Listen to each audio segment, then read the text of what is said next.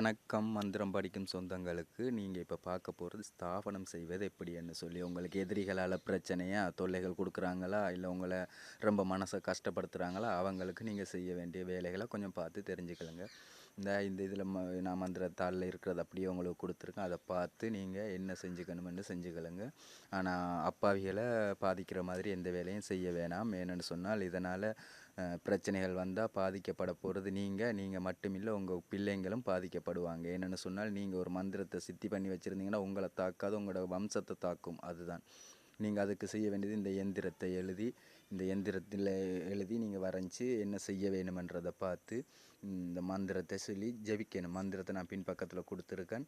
அந்த மந்திரத்தை சொல்லி நீங்கள் உங்களுக்கு வேண்டியதெல்லாம் செஞ்சுக்கொள்ள முடியும். இந்த மந்திரம் தான் அந்த மந்திரம். இந்த மந்திரத்தை பார்த்து உங்களோட எதிரிக்கு என்ன செய்ய வேணும், அவனை என்ன முடிவுக்கு கொண்டு வரணுமென்றதை நீங்களே முடிவு செஞ்சுக்கலாம். சரியா? அனைத்துமே உங்கள் கைவசம் இருக்கும். பார்த்து ஒவ்வொன்றையும் தெளிவாக செஞ்சுக்கலங்க. மறந்துடாமல் எங்கள் சேனலை சப்ஸ்கிரைப் பண்ணுங்கள். நன்றி.